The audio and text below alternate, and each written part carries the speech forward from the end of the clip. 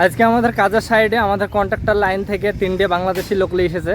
তো আমি ওদেরকে জিজ্ঞাসা করবো কিভাবে আসে, মানে বর্ডার পার করে কীভাবে আসে, মিলিটারির হাত দিয়ে ধরে, না এমনি দালালের হাত ধরে, না এমনি নদী সাঁতার কেটে।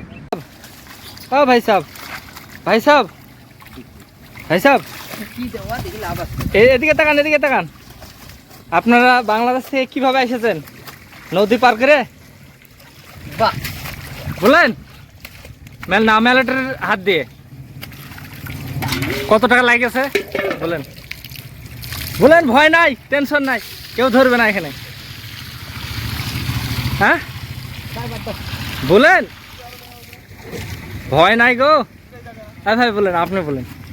আমার বাড়ি কি বলতে ওই পারে নাকি? আমি বলবো আপনাকে, আমার বাড়ি ওই পারেই। আমার বাড়ি হলো জলঙ্গিতে। জলঙ্গিতে? হ্যাঁ সত্যি? সত্যি। তুমি জলঙ্গির কোন রকম দিবা তুমি?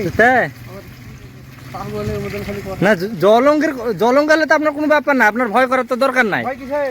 তাহলেই তো বলছি, তাহলেই তো ভিডিও করছি। হ্যাঁ তাই তো। তাই আপনার কিভাবে আসেন বলেন না, আমরা জানি না সেই কারণে। রে ভাই কেন বললে কি অসুবিধে? হ্যাঁ কোনো প্রবলেম হবে না। এখানে তো মানুষ 5-10 বছর ধরে এখানে বাংলাদেশের লোক আছে, কোনো সমস্যা হচ্ছে বলেন? দেখো আপনাকে তো অন্য কিছু কথা জিজ্ঞাসা করছি না, কিভাবে আসেন?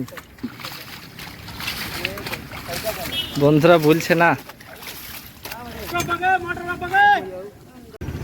হ্যালো বন্ধুরা, তোমরা দেখতে পেলে এখানে, মানে আমি ওকে জিজ্ঞাসা করলাম যে বাড়ি কোথায়, তো মানে গামছা দিয়ে মুখটা ঢাকলো।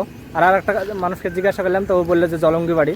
তো এখানে যাকে জিজ্ঞাসা করা যাবে বাংলাদেশের লোক, মানে ওদেরকে জিজ্ঞাসা করলে বাড়ি কোথায় জিজ্ঞাসা করলে বলবে জলঙ্গি। তো কিন্তু জলঙ্গি না, মানে ওরা এমনি বলবে জলঙ্গি। তাই তো অবশ্যই ভিডিওটা লাইক করবা বন্ধুরা, আর শেয়ার করো।